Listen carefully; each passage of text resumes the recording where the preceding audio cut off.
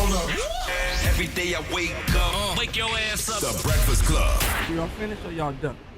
Morning, everybody. It's DJ NV, Jess Hilarious, Charlamagne the Guy. We are the Breakfast Club. Loren LoRosa is here as well. We got some special guests in the building. Yes, indeed. We have Danielle Deadwyler. Welcome. Good morning. And we have Arce Thorne. Welcome, brother. Thank you. How you feeling this morning? How y'all both feeling this morning? Beautiful. Really great. Yeah, man. We're happy to be together. Yeah. You know, I know y'all here to talk about 40 Acres, but I got to tell you, phenomenal job until. Yes, my goodness. You know, Thank you. phenomenal job until. Thank you. I always wondered about that role because it tells one of history's most painful stories. Mm-hmm. How did you prepare emotionally for that role?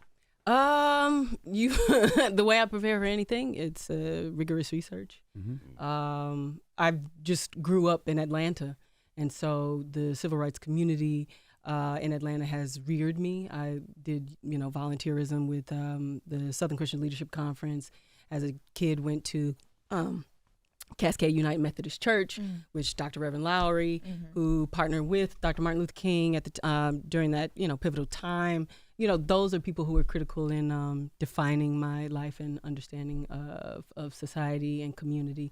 And so all of that kind of like that intuitive personal history as well as academic knowledge and history about the era went into creating that role and just staying rigorous with the relationships with Chinoya, who directed it, and the family, and just it's been such a palpable thing for me. Once you tap into a role like that, like playing the mother of Emmett Till, how do you get that out of you? Like, how do you just go back? You don't, right? Yeah. No, anything that is visceral like that stays with you. It's a wound, a scar of sorts, and you walk with it. And I mean, that's the beauty of it, right? Like, I get to talk about this all the time. I get to talk the history of the work and how it's supposed to have this residual effect, this kind of echo, and it'll be in conversation with any work that I do moving forward. So I'm curating in that capacity. I wanted to go back, if you don't mind. I wanted to. Yeah.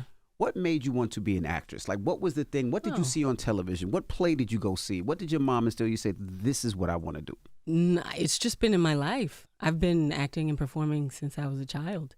My mom made sure that myself and my siblings were always a part of arts-oriented things. Atlanta, Black Arts Atlanta in the 80s is just pivotal, right? So I started in dance and naturally segued into theater. Through critical cultural markers in the city, Total Dance Theater, Gary Harrison Studios, saw Jumanji Productions all the time. I grew up as a Kenny Leon's True Colors Theater Company young artist. So this has just been, which it should be, right, for children. It should be for people in general. The arts is just a part of our lives. And it came a critical moment after academic pursuits that, I'm missing something, and I had to return. And so one of the first things that I did when I was making the professional return was for Colored Girls, and Jasmine Guy directed it. And so it just whooshed from there. This is a question for both of y'all, right? Because, going back to the Till thing a little bit, but also talking about 40 Acres. What did Till teach you about the responsibility of storytelling? I don't know if Till taught me that responsibility. I think it's just always been present. Our history is integral. Our history is just it's a brilliant thing that's a part of everything that I do, everything that we do. And which is the way that it works in 40, right? Like, she is teaching the children not just about how to survive, but how to synthesize history with culture, with agriculture, with all of the qualities of life. It's a spherical thing. Everything is connected. Yeah, their roots of survival in the film is not just rooted in, they can kick some ass. Yeah, they got military might, but the important thing is that it's rooted in their preservation of their culture. You know what I mean? That's also surviving for them, and it's very much. That's why in the film it's like you see the family. They're all about their culture, their history, like the book reports that she gets them to know. You have to know yourself as you're surviving, as you're moving forward, because you're the only ones that are going to do that. It's, the language that they have, you know what I mean? Galen, the father's passing down his language, the agricultural practices, it's all rooted in their history, and that's how this family is truly surviving in the future. You know And what yet I mean? they're truly joyful, right? They're just sitting down, telling stories while she's doing their hair, or the games at dinner time, like critical things that people talk about that they don't necessarily get anymore. Like, let's just sit down and be a family and play and enjoy each other. Like those things are what people are fighting for. Yeah. You know? In a time right now where like so many of our spaces and like the things that you guys are talking about passing on, like our stories, our history, are being like quieted by certain people. Creating this film for you guys, how did you pick and choose what you wanted to teach us through it? Because we learned so much, but there's so much we need to know in order to be able to preserve our history at this point. That's I a mean, URT. for me, it honestly, it came very organically. It really wasn't like choices. It was just like, you know, my mother, you know, the echo of the relationship in the film between Haley and Manny is like, it's an echo of me and my mother. And you know, she came to Canada as a Trinidadian immigrant, you know what I mean? And she, you know, as much as people love to think that Canada is like this, you know, bastion of like, you know, racial whatever, it wasn't in the 70s, you know what I'm saying? So when she came here, it was very much like she experienced a lot of discrimination, and she was like, you have to be prepared for this world. And from the jump, my mom was like, I don't trust these institutions to teach you your history. So you're gonna do book reports while you're going to school, while you're doing whatever. You're gonna do book reports. You're gonna learn some culture. You're gonna read, you know what I'm saying? You're gonna read parable. You're gonna, you know. So all of those things were directly from my life that I gave to Haley to pass down to her children. You know what I mean? And just that understanding of who you are will preserve you as we move forward. Because as they try to erase us, we are the only ones that are gonna keep our stories prevalent and important to our descendants, you know. So Now you tell a lot of stories. Canadian directors tell a lot of stories. You started with music videos. Why is the Canadian eye so good at telling those music videos, which goes to television, which goes to film? Why is that eye? Because we can name a list of Canadian directors. Yeah, you know, I don't know. That's a real good question, because I think I took my influences from some of the greats, some Hype Williams. You know what I mean? And I know you're talking about the legacy of Director X, you know what I mean? But I think Canada has a very interesting perspective. We're very close to y'all, and our culture is heavily influenced by America, but we're very sort of diverse, and there's people from all over the world that come to Canada. And in Canada, you bring your culture and you keep your culture. And we celebrate people's culture.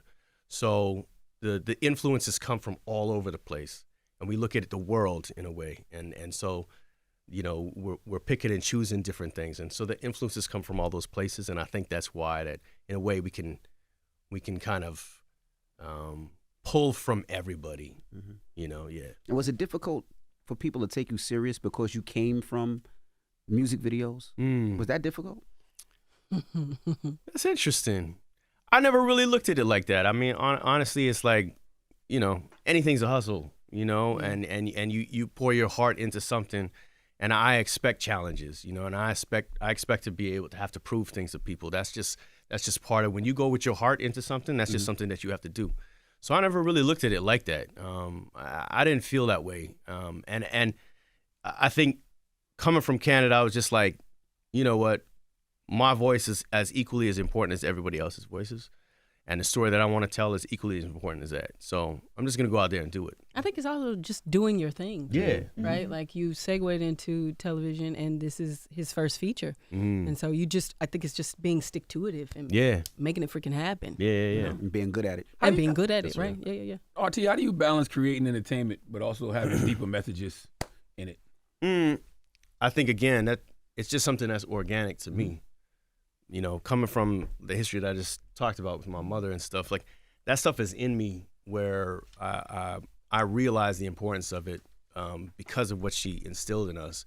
So I want to make sure that, you know, it's reflective of that, knowing that our history and things should be infused in what we do, to make sure that I get a chance to tell a story. I'm gonna make it count.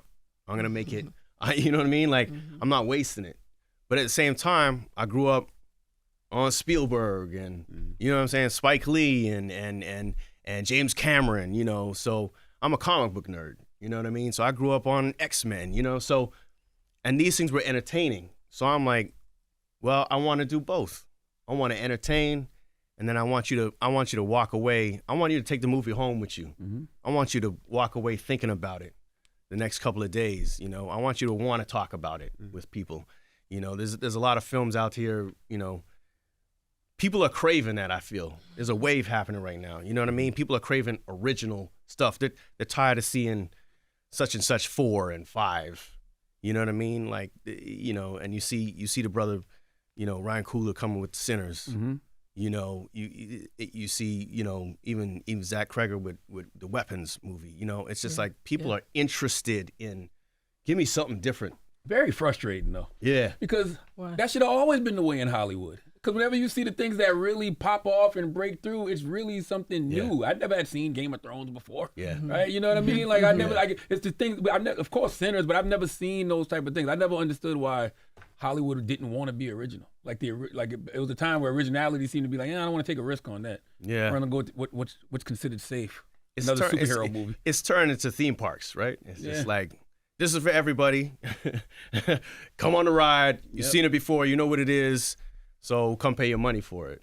And I don't know. It's there's something to serial. I think the serial framework is interesting to people. I just think that that era is shifting. There is a great level of fatigue, and the world is wanting something that is more rupturous, something fresh, something that is more political or deeply personal and just more queered and strange and weird. Those kinds of things have always been in the framework. You know, it's just about those things rising to the surface for folks. Do you feel like you get presented like nothing but dark roles? No, not at all. Okay, so I have a slate of madness coming from me. Okay, the last 3 things I've done have been straight up comedy, dark, grounded, slapsticky kind of. Like I get the gamut, and I am curating for that. I mean, there is no one dimensionality ever. You know, and I'm interdisciplinary in all of the work that I do. You do that on purpose because you don't want to be like typecast as the person that just. You can't. Who typecasting who? Ain't nobody gonna typecast me. I'm creating. I am working with a team of people who know who I am at my core. I'm building from my inner world, and I select accordingly. You know. And you do, when you say that, you mean you're also creating projects too that put you in different lights? Because I know your EP. Yes. Developing works. I'm in a performance art realm. I'm in an experimental film realm. Things take time to come out, right? Like a project could develop over the course of 2 to 5 years or more or whatnot. But I am intentionally circling a lot of different genres because I want us to be witnessed in all kinds of lights. Everything that I do will not be the lovable woman, right? Everything that I do will not be the villain. However, everything in that spectrum, the full range of that is my interest. I've heard you referred to as a multidisciplinary artist. Yeah, what's multidisciplinary. That mean? I mean, just multiple, between. Moving between worlds. We all do. Sometimes, you know, folks, because of capitalism in a certain kind of way, lane you, but you can veer off. I mean, it's just don't hit no other cars in the midst of doing it. You know what I mean? Now, y'all spoke about the movie a little bit, but how did y'all connect, and what made you say this is what I want to do? Oh, that man hit me with a letter, and I was just at a pivotal moment where I was connecting to land, particularly my farmland, my family's legacy in Athens, Georgia, and he sent that letter.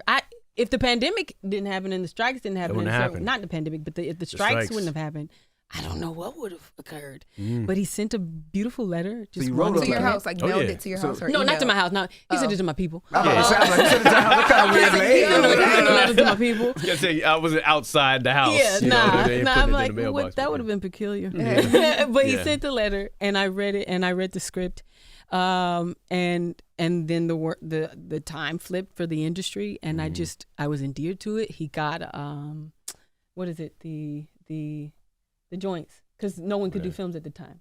Oh yeah, we got a waiver. A waiver. Got a waiver there's a for SAG the strike film. going on, so we got a waiver for that. And it was just serendipitous that it happened, and we shot it up in north of Toronto. Yeah. In like that was trippy because it was we were 2 weeks away from camera, and me and her had that conversation on the phone. Yeah, we finally did it. 2 weeks away from camera, so we were moving forward with production regardless, because we had to because we were the farm up north is a specific time when corn could grow, and that was it.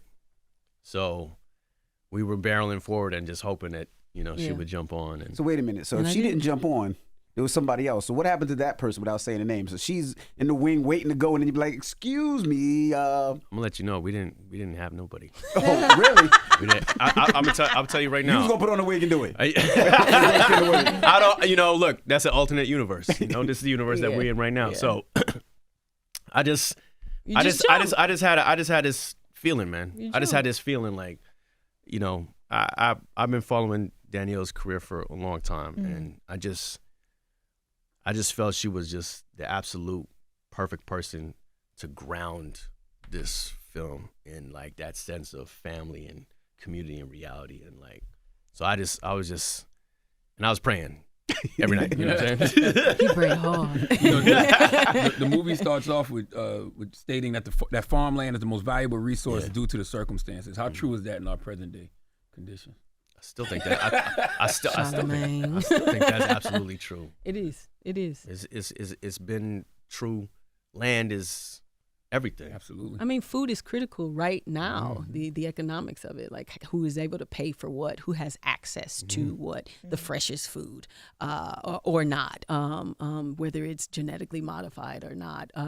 Who knows how to actually grow food? And I mean, Arce delved into this because during the pandemic, what was happening? Yeah, we couldn't. The grocery stores around my place, I couldn't even get fresh fruit. Couldn't even get fresh vegetables. It's like it was scarce, and it really, at that time, my wife and I were thinking, okay, we're about to have this child, my little boy, and you're like, do I actually know how to grow food if I cannot get this? If this fragile thing that we call, you know what I mean, falls apart, do I know how to actually grow things and provide? Thought about that. So it I was know how to hunt. Yeah. I know how to fish. Do I know how to survive? So I know how to survive. Yeah. And so it became very real during that time, and that's very much infused into the script. That's really, the heart of it. It's like when all this stuff that they say is taking care of us, whether it is or not is a debate as well. Do we know how to take care of ourselves? Did you learn? Oh yeah. Okay. Oh yeah. And there's a lot of that in there. There's the Three Sisters is sort of an indigenous practice of growing corn and squash and beans together because they serve each other throughout the year. And so you'll see some of that stuff. It's not explicitly talked about, but there's a garden where they're actually working that garden. You know what I mean? So I did so much research and brought that into the film. And Michael Grey Eyes. The great Michael Grey Eyes plays Galen. Who plays my husband. So much knowledge. Yeah. The film talks or is very loud about Black women or Black mothers fighting for their families, protecting their families to the end. And I think that's always a conversation with Black women about like how protecting and nurturing we can be. But what do you want Black women to take away from this film about how to protect and take care of themselves in order to take care of the family? That's so appropriate. Because in one of the scenes, Galen talks about her deserving reprieve and that kind of joy and release and over the slate of films that I have done, which is the assumption that I do things that are trauma driven or just Black women in complete turmoil. I think that there's a diversity of things emotionally that are happening, and we deserve to explore the other emotions just as much. I don't think that it's a take your hands off and completely live an utter soft era life. That's sure, one would love that, but I don't think that struggle is there's never an end mark to it. Just like healing isn't. There's no end. There's no. This is it. You've made it. It's continuous, and so I think it is a continuous effort to diversify the manner in which you distribute labor, to encourage others to have a greater independence and autonomy in the way that they move through the world, and giving that over, and still doing our work for ourselves. So, love that. I was going to ask you, when numbers are concerned, right? Everybody looks at box office when it comes to movies. That doesn't necessarily say how successful a movie is, but for some people it does. How does that affect mind frame when you're doing these type of movies? I'm not in Hollywood, so I'm an independent filmmaker. You know what I mean? So that's not what defines it for me, you know. And money comes and goes. So I think about legacy, and I think about telling a story that's gonna stay with people. Like I said, I want to make a film that you take home, you walk with it in your head. Yeah. And to me, that means the most important thing. And I if it's there, and people talk about it, you know, independent film. The lifeblood is word of mouth. That's how independent film has always been. Yeah. So people start talking about it, they spreading it, and other people find it. And, you know, that's a beautiful thing when that happens. So I don't mind that, you know, like, look, you know, when on other projects, it may be the benchmark, and that's cool. You doing something with a studio, that's cool, sure. But with this, it's just about, does this film resonate and stay with the people, and does it spread and make people think? That's the most important thing for me. But you're an independent filmmaker, so you're still gonna need funding. Fair. So how do you get these people to continue to fund this great work that you're doing if it's not an ROI? Well, I'll say this, like, I think for this being my first film, the important thing is to let them know that I got a voice and this is what I'm interested in saying. Mm-hmm. And I think people understand in the movie business, they understand, you know, this was independent, this wasn't backed by a studio, didn't have a promo budget. Mm-hmm. You know, normal studio pictures have a budget equal to their budget to promote the thing. That's right. So people understand that and they go, cool, he's got a voice. Hopefully, God willing, they want to work with me. Mm-hmm. And then, you know, that other money part, that'll come when the bank comes, you know what I mean? So that's... And films are made at different budgetary levels. Yeah. And I think people can be... I just think folk can connect to film in all kinds of ways and stretch out the lifeblood of it. Mm-hmm. So Till is having a conversation. Every time I go to London, they're interested. They're having a conversation about what was. Mm-hmm. Okay, so then that connects to how they thematically connected to 40, right? And you can see stuff on certain streaming where the lifeblood of it extends and is exacerbated in a certain kind of way because it registers for a particular moment. Digital has just done something else for life, right? Like when it hits a streamer, it can it's a light in a completely different fashion, and so that enables the residual nature of a thing to live in a greater way. Yeah. And so I think that's critical for indie filmmaking. Yeah. And I think that there will be new manners in which for folks to be connected to a thing, and so that it can live extensively in the same way that like we think about, you know, visual or fine art, right? Like we should be having a conversation about works across the board. It's not gonna fizzle out just because it's not in the theater anymore. Right. It's not fizzling out just because, you know, the digital frame has closed. It's never closed. Everything's always open. So keep connecting the dots, and just, you know, build from there. Yeah. Do you think great work is sometimes punished? Because I even think about like Till, right? Like they talk about, you know, Till got snubbed by the Oscars, and they talked about, you know, Till might have suffered from wokeness fatigue, and, you know, they were saying it was a box office at this point. They were saying all of these different things in regards to this just great body of work. Do you think that can play a role into it too? Ain't nobody listening to that. What's the snub? We're having continuous conversation about the work. About the themes, about, you know, you dealing with it in the frame, right, on the computer, in the theater, wherever you're watching it, and then people are connecting to it outside. They just, you know, August was just here. You know, I just talked to Miss Deborah, who helps with who runs the Emmett Till Foundation. They're having continuous, you know, conversation about it. This is since 1955, you know. And so, you know, extending what this means to think about survival. Yeah. I don't know when 40 takes place, but 40 is in the dystopic future, which feels very like now. And so just the ability to bring this end of the spectrum to this end of the spectrum, that's what's happening. You know, it's not, there's no snubbing. Snubbing isn't possible if we are creating something and we are creating the conversation around it.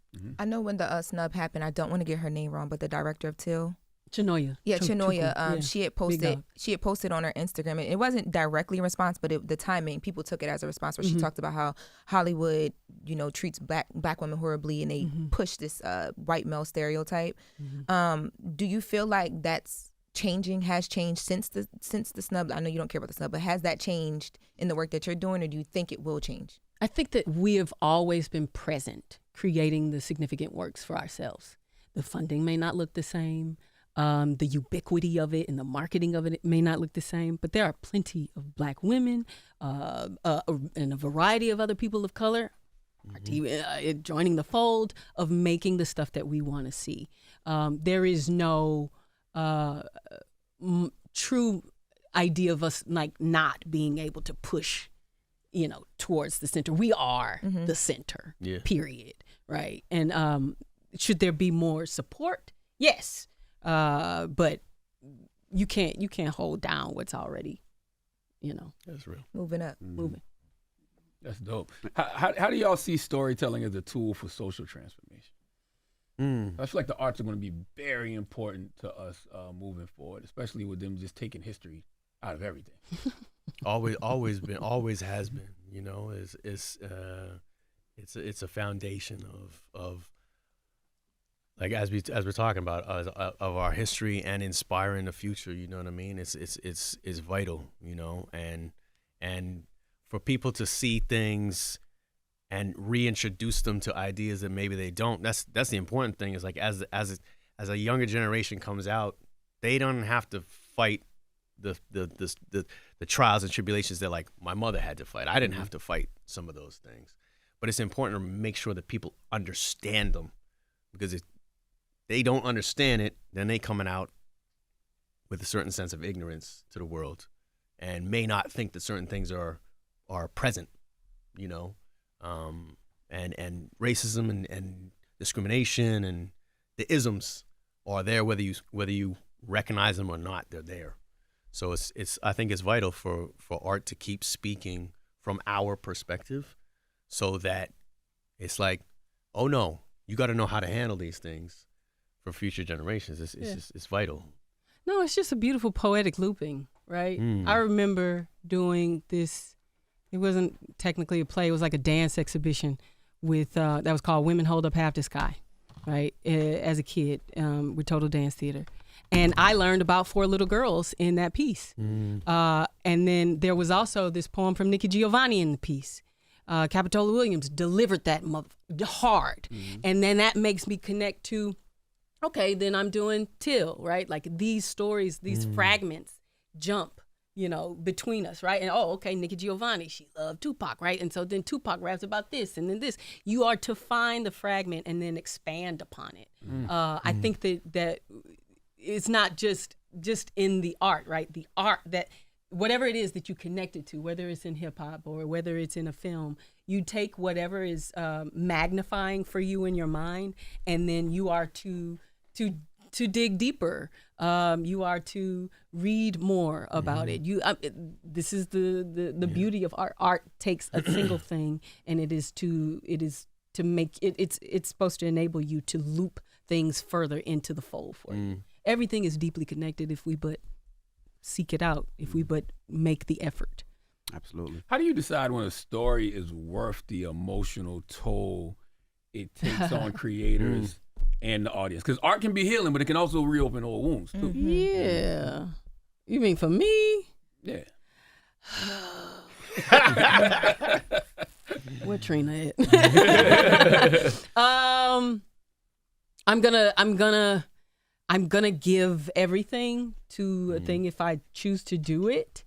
And we talk a lot about recovery. I mean, I think it's something for me now. I'm on sabbatical. Y'all, man, was I supposed to be here? Like it's I'm making conscious choices even more. along, just along the trajectory of the career, right? Like trying to make sure that I am well and I'm okay in the midst of the things that I choose to do. That's why I did 3 comedy-based things over the course of the last year. But the other things are really valuable because you have to refill the cup, or you have nothing to give, or it suffers, or whatnot. But I am consciously moving things around to do stuff so that I can be okay. I also have a child. I also have a family. I need to be with them. This is not just for me. This is for a greater community. And knowing how the community responds to that thing. We constantly referring back to Teal, but like Chenoya talked about not wanting to traumatize or trigger in the experience of a thing. There are all kinds of ways to tell a story and not take people down into an experience in a certain kind of way. You can tell a story and with nuance and modification in a certain kind of way, bring them into the fold of the thing. It doesn't have to be utterly drudgery and treacherous the way that it makes yourself or the audience feel. What did Till change about you as a mother? Because you're already a Black mother. But the night I went to go see Till, I saw it at a premiere, and Sabrina Fulton was there the night I saw it. So that was like, wow. Just watching that, what happened to Mother Till, but then seeing Sabrina there, I'm like, yo, it's still happening right now. I feel like it changed. I had a different understanding of the rigor of the era of woman, to live in that kind of femininity, to live in that kind of presentation of self. That shifted for me.